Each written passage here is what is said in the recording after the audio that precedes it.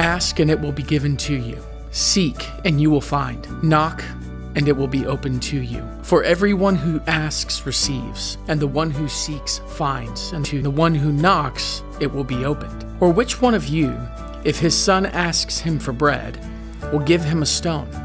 Or if he asks for a fish, will give him a serpent? If you then, who are evil, know how to give good gifts to your children, how much more will your Father who is in heaven give good things to those who ask him? So whatever you wish that others would do to you, do also to them, for this is the law and the prophets.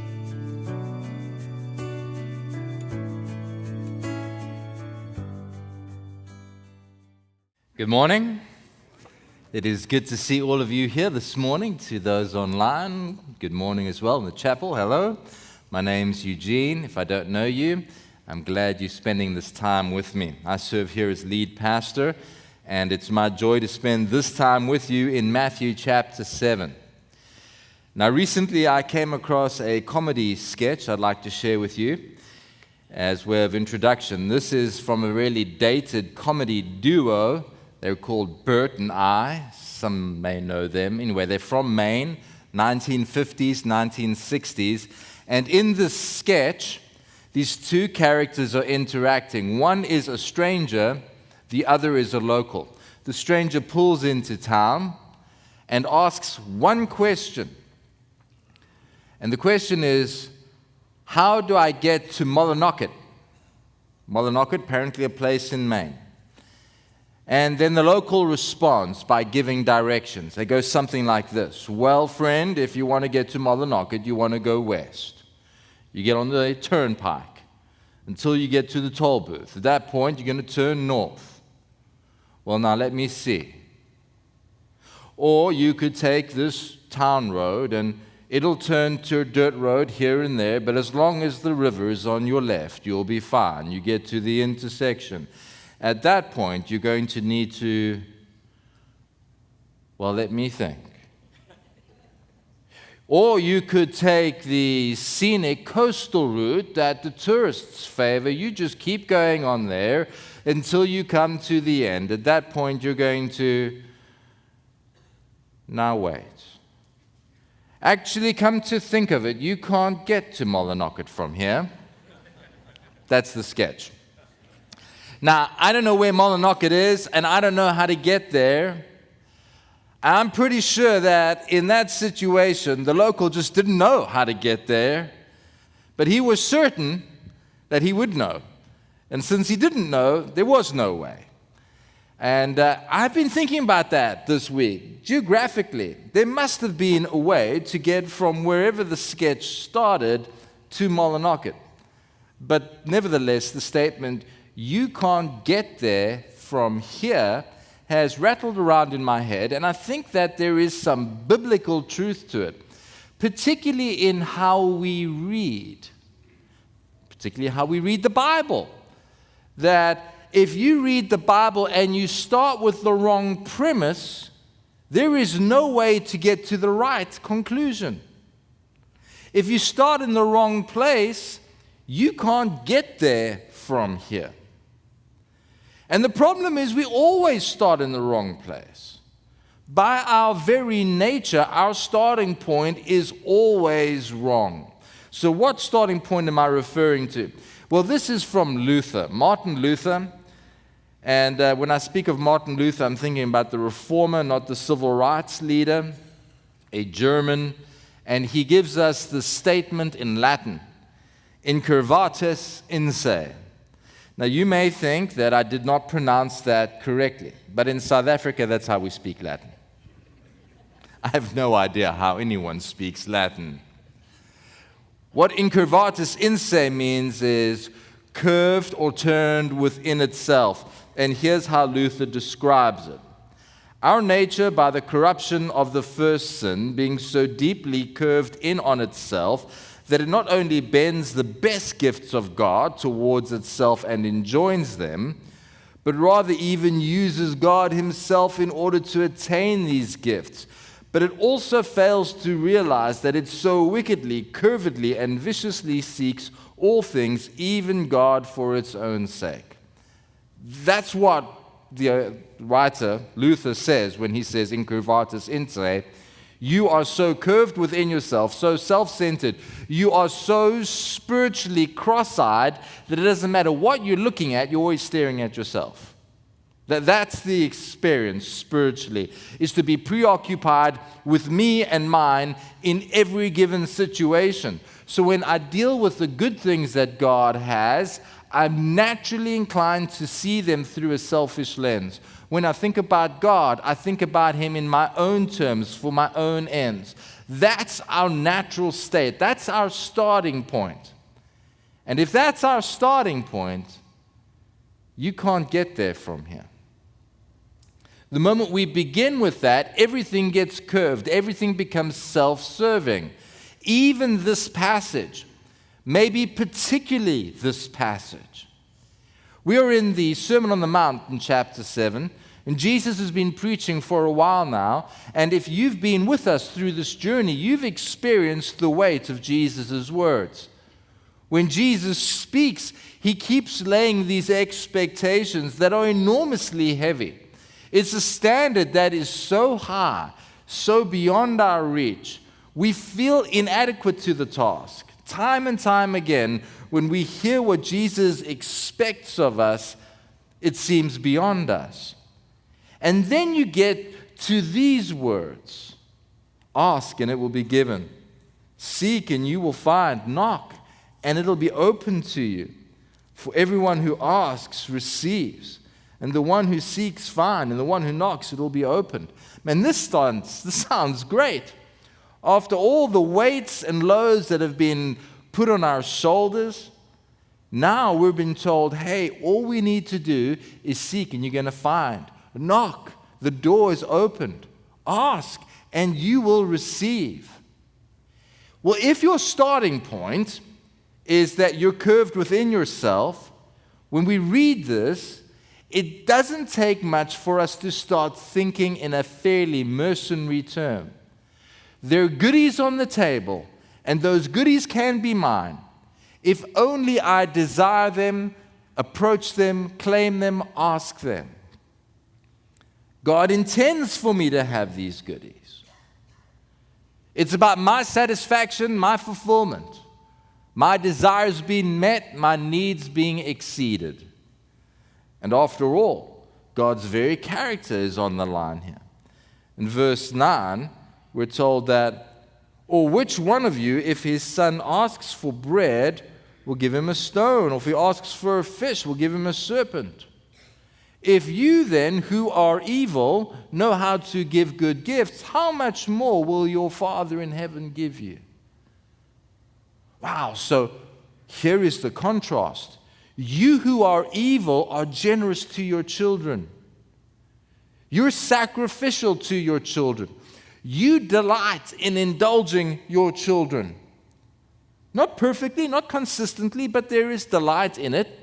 And that's a point of measure. If that's true for the likes of you, your heavenly Father, who's so much better than you, who is more consistent than you, who is richer than you, He will lavish on you far, far more. What we've been given is a promise that God's character and His promises is on the line. He is inclined to give to you your heart's desire beyond what you could imagine.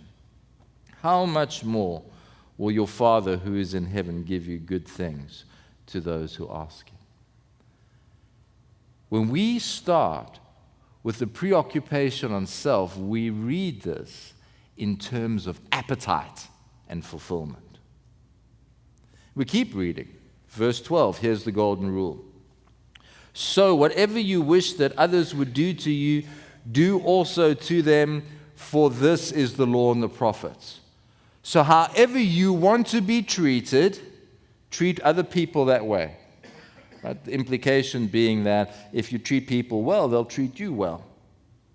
I'm reminded many years ago I was at an engagement party. Never been to one like this. This was a co-worker of mine. She was Greek. And so it was a Greek engagement party, and it was awesome. It was the most fun I've ever had. I mean, they had breaking dishes and hoopahs and jumping off walls. I mean, it was an amazing party. They know how to throw down. But the most phenomenal moment was when the engagement was formalized. This priest came in, he had an icon, he did his thing. It was interesting. But right after that, the family started coming and congratulating the couple.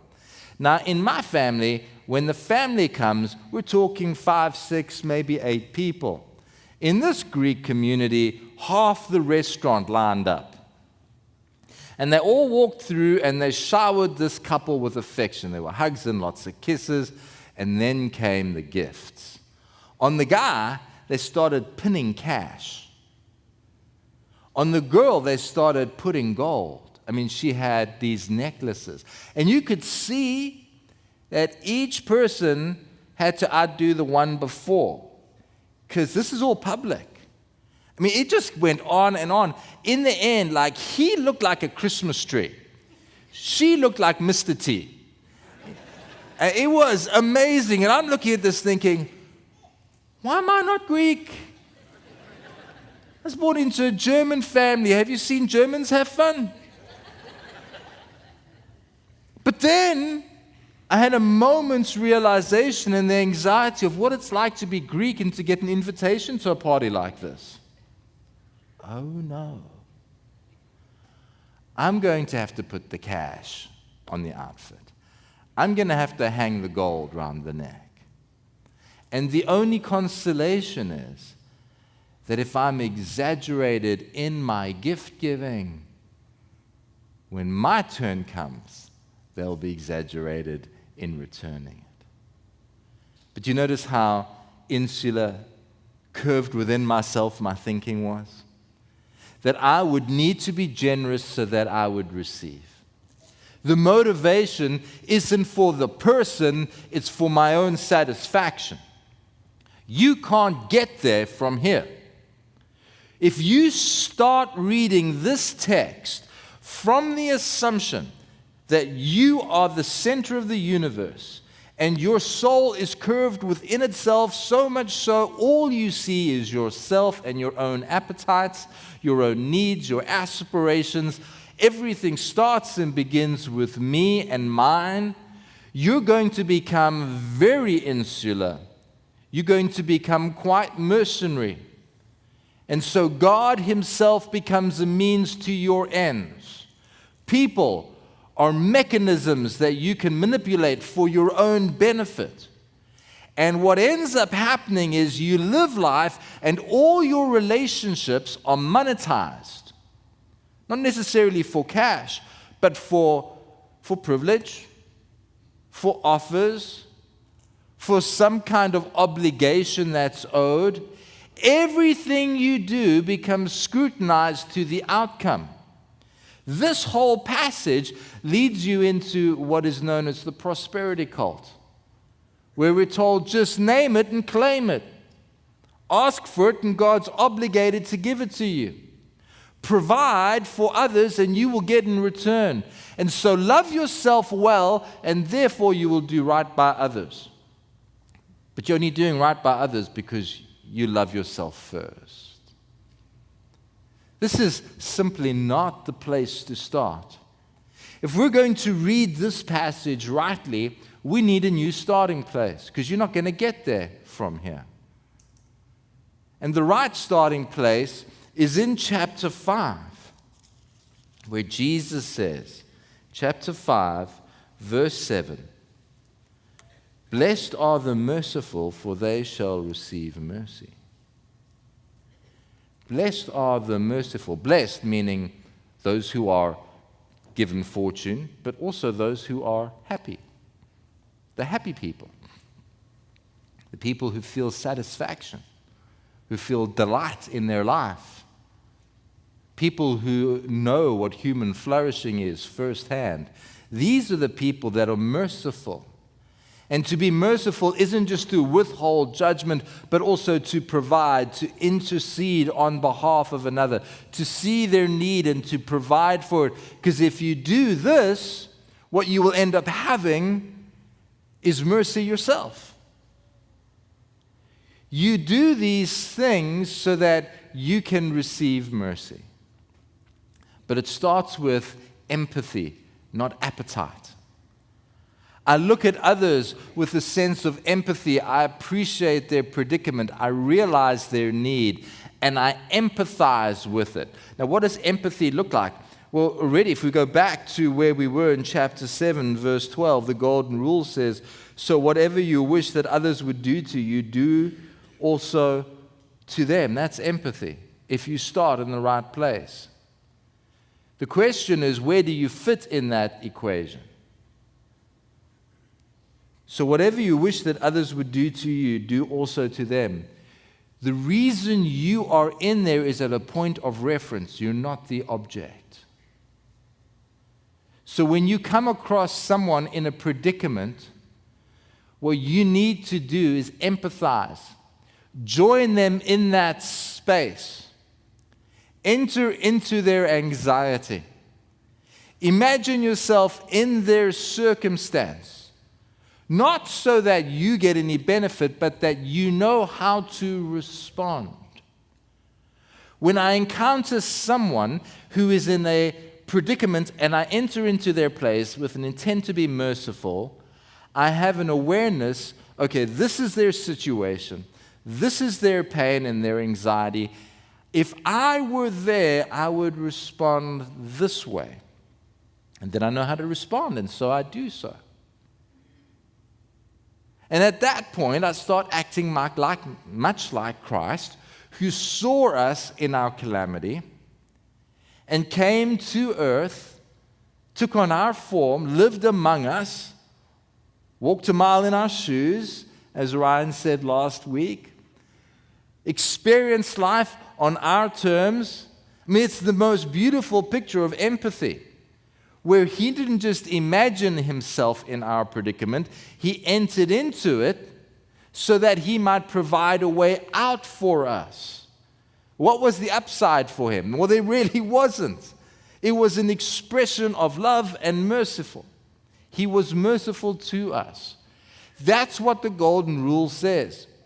It's not some mercenary effort to do good so people are on the hook to us, where they are indebted to us and they need to pay it back. We're not paying it forward. We're simply empathizing with people in their darkest moment, when the world is tight and squeezing them. At that point, we enter into their place, either by life or by our very imagination. And we go, if I was here, what would I do? And then I do that. This is what I would want. This is what I offer. This is what I need. This is what I provide. See, if you start in a different place, you end up there. You simply cannot read the golden rule rightly if you start from a selfish perspective. Now, there is immediate anxiety when this ethic is presented, and this is the expectation that what you're supposed to do is not look out for number one, but to realize that you're always number two. The objective for the Christian isn't just to feather your own nest, but to provide shelter for others. It's not merely about eating your fill, but addressing the hungry. When you start thinking in those terms, there is just this little apprehension that says, if I spend all my time and all my effort looking out for other people, who's going to watch out for me? Because my generosity could drive me into poverty. My acts of service could drive me into exhaustion. Who's watching out for me if I'm watching out for everyone else? At this point, the ask, the knock, and the seek comes in. We ask and knock and seek because we know that God will fulfill His obligations to us. He is going to provide for us everything we need. Suddenly, the context of that changes. This isn't about a prosperity cult where we are the summation of God's affections. where we are the end point for all His riches. No, rather, we are the means by which God is blessing others. And when we worry about, well, what's going to come of me? How am I going to survive? We are reminded that God, who is rich in glory, who loves you and has all the means that He ever might need, He will meet your needs. And He will provide. And He will clothe. And He will feed. And He will heal. And that doesn't mean necessarily that it's a one-for-one. If you're generous in money, if someone tells you you're going to get $100 for every 10 you give, well, they've started curved within themselves. That's selfishness. But in the $100 you give away, you might find that God is generous with health, patience, and mercy. God doesn't necessarily give you more time on your lifespan when you spend more time with those who are weary. It's not a one-for-one equation. But God nevertheless knows you well enough to give you the very things you need so that you might flourish and serve. See, ultimately, we struggle with this important choice. Are we going to live the good life? Or are we going to live a good life? Simple article there, it just changes.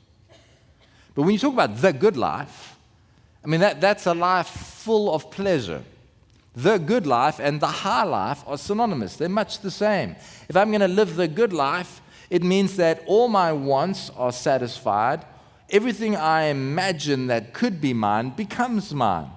If you want to Google the good life, you're going to come up with some rap songs that describe that life. It's not ethical. There's no righteousness to it.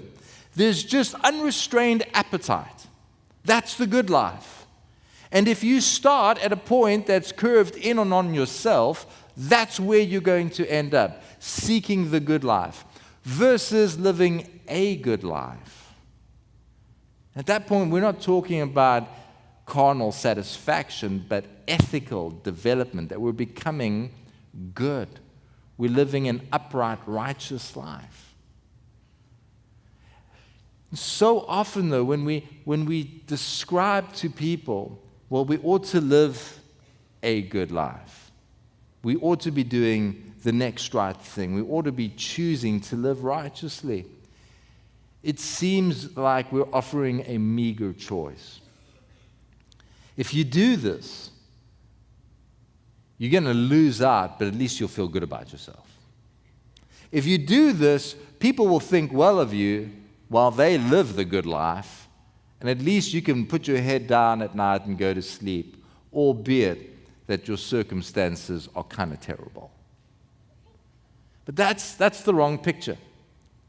The real picture that is given to us is, I think, in 1 Kings chapter 17. It's this great story about Elijah. Elijah's a prophet in the northern kingdom, and he's a prophet during a time that's pretty rough.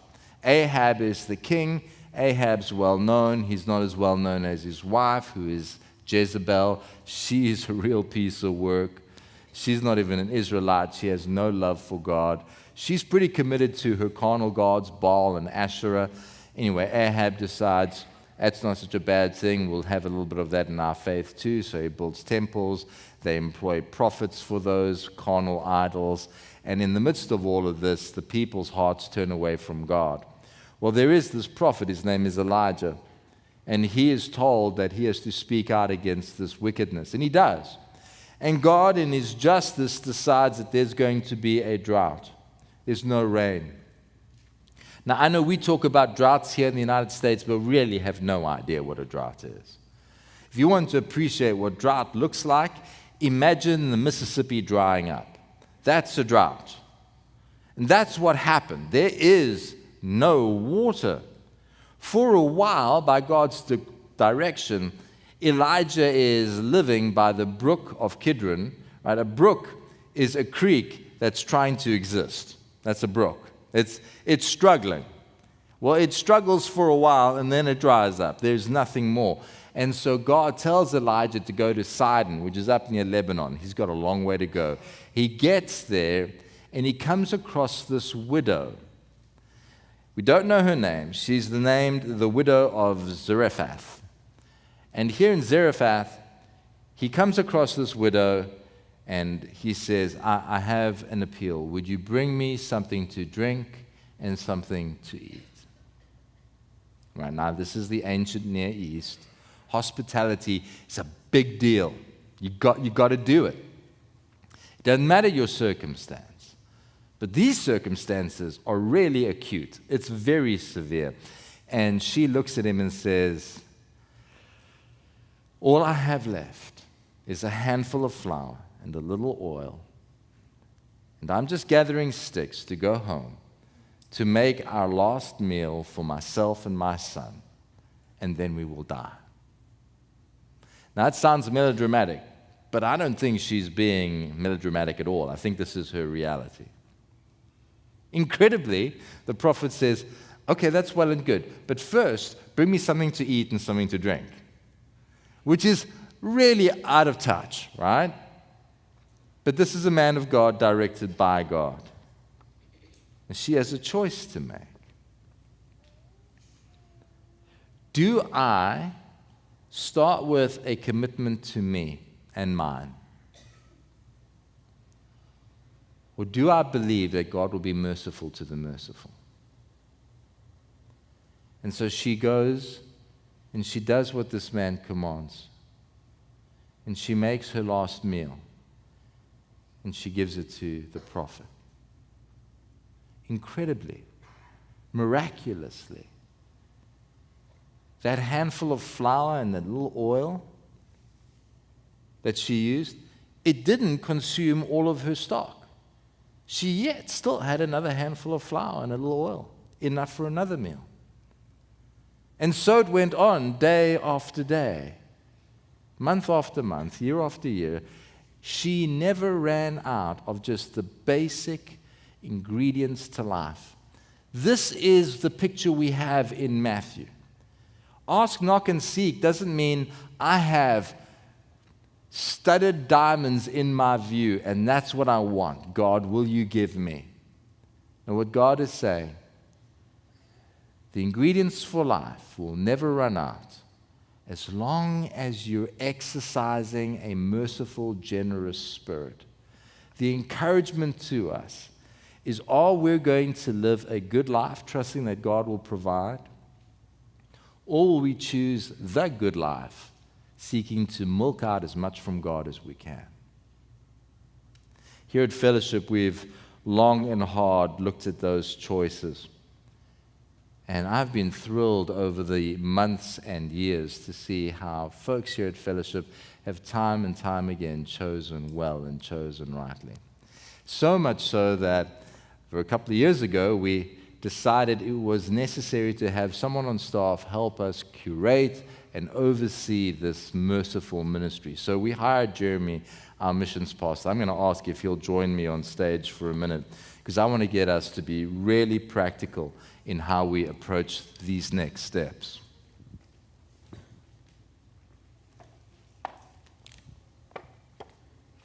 Jeremy, thanks for joining us. Absolutely. And so we talk about giving our time as one of the ways that we can be generous. So not necessarily flour and oil, but we give time. And why don't you talk a little bit about how people can give their times, particularly with mission trips? Yeah, so that's a thing that we care deeply about here at Fellowship, and we have a lot of different opportunities that are coming up that are available. And so want to kind of give you a flyover of what the spring and summer looks like in regards to our mission trips and talk through some of those things. And so we'll have some pictures as I talk about those, but just give you a brief picture. So coming up in March, we have a college and young adult trip that's going to go to Clarkston, Georgia, to serve with our partner church there as they serve the refugee community that is a massive community there in this city, and have the opportunity to go out and do outreach in the apartment complexes with this church, to learn from the church as what they're doing for outreach. That's going to be a great opportunity. And, I say there that it's a neat thing to be able to kind of go to the nations, and you don't need a passport or a plane ticket. And so it's really accessible for our people. Then in April, we are going to return to Rome, to Italy, to our church partners there. We got to take a great trip last year, and we're going to put on a church retreat again for them, for their church. It was so meaningful for them last year. They asked us to come back. And so we have a couple people that will do teaching and worship for that conference. And then the rest of them will be helping pour into the middle school, high school, elementary age, and toddlers and kids to allow the adults to really lean in and spend significant time with the Lord that week, which they don't normally get to do. And then in May, our women's ministry is going to take a trip to the Dominican Republic to work with Mission of Hope in a conference called Hope for Her. And this is an opportunity for women to be discipled, to get to worship together, and then immediately turn around and get to serve the ladies there in the Dominican Republic. So that's going to be a really neat thing that we haven't done for a few years. Then in June, we will be returning to Clarkston, and this is a bigger trip that is really open to everybody. It's FSM youth, families, even those with small children, because we help our church there put on this day camp VBS for the children. And so even families that come and serve, your kids can kind of just jump in with the camp, attend the camp with the kids, and adults get to serve. So that's a really special trip that we got to do last year, excited to do again. And then finally in July is our big mission trip to the Dominican Republic with Mission of Hope. Again, this is really open to anybody. They actually have family housing there on their new campus in the DR, and so it's open to all ages for you guys to be able to come together. And what we do there depends on the makeup of our team, but it's normally VBS, door-to-door, relational evangelism, painting, construction, could be a lot of different things, but we get to work with our local churches there as we work through Mission of Hope. Okay, so that was a lot of different opportunities. So to help you remember that, we're actually going to have a card that we will hand out to you as you exit this morning that just kind of lays those out for you. And I'm going to be in the lobby as well. You can come by. I'll have some more detailed info sheets if you want to grab those or talk to me about any of those opportunities. That's great. And so many have gone. I imagine more will go. But then some of us are going for a longer period of time. We've got some exciting news about Fellowship Family. Tell us. Yeah, so we have a family that has been part of our body for a long time, and that has decided they're answering the call and going to work with Mission of Hope. And so many of you know Ryan and Melissa Workman. A lot of people know Melissa as Mo, and they've been praying for a long time about what God's going to do with what He's stirring in their hearts. And so they are moving to the Dominican Republic in February, most likely, to work with Mission of Hope. And they get to be sent out from here. And it's an exciting thing. It's a big step for them. It's a big loss for us. Mo has been on staff with us for over a decade. She was most recently assisting me in all things missions. So sad to leave, for them to leave, but excited for what God is going to do in them. So they're announcing that this morning, and this is when they begin their fundraising efforts. So as a church body, our call is to pray for them as they go, to support them financially as they go, and to be people that would encourage them as they labor for the Lord there. And so this morning they're going to have a table out in the lobby as well. They'll have some prayer cards that you can pick up. You can sign up for their prayer newsletter that they'll send out on the field. Maybe just give them a hug because we love them so much and are grateful and excited to send them out as representatives of Fellowship.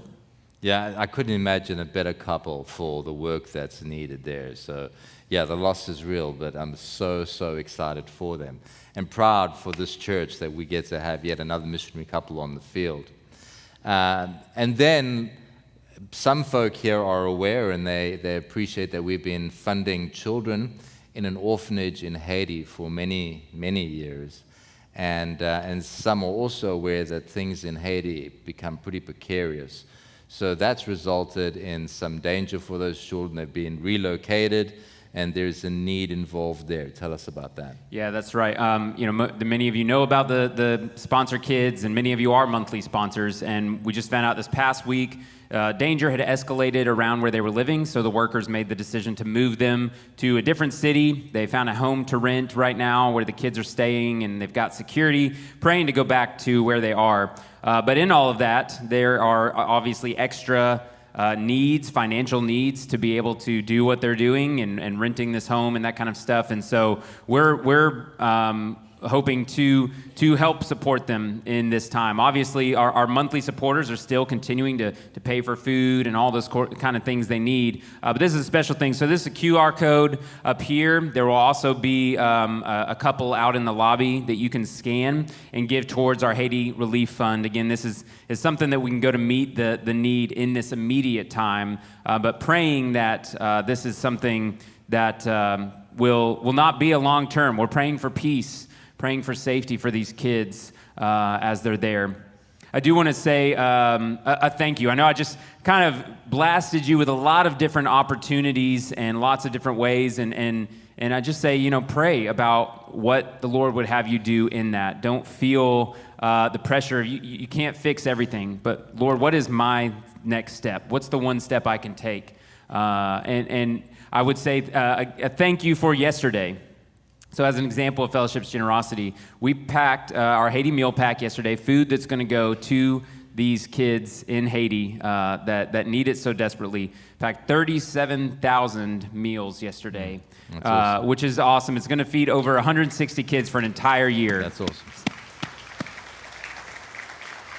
So we're so thankful for that, thankful for your service in that, and excited. We that's the thing, it's a one step, one part that we get to play in God's story, and it's for all of us. That's figuring out what's our step. How can we be a part of what God is doing? Thanks, Jeremy. Ultimately, when we listen to all these opportunities, the struggle sometimes is to think, well, where do I start? And I come back to how I began the service. Your starting point will determine your destination. And if you've started from what's good for me, you simply can't get there from here. You're going to have to start somewhere else. And I think the golden rule is a great place, that we start thinking about others and their need, and that we're going to trust that God will backfill everything that we spend, whether it be time or effort or resources, because He delights in using His children for His purposes. Let's pray together. Lord, I thank you so much for your generosity and your mercy to us, that you have promised to be merciful to us and then commanded us to be merciful to others. And the connection there is so, so comforting, that as we are generous in time and treasure and in our talents as well, you are never, ever cautious about giving us what we need. And so we can confidently answer the call because you're generous to us. Pray that you would encourage people here this morning to take that next step, to be bold, to be courageous, to be selfless in seeking after you. Pray this in Jesus' name. Amen.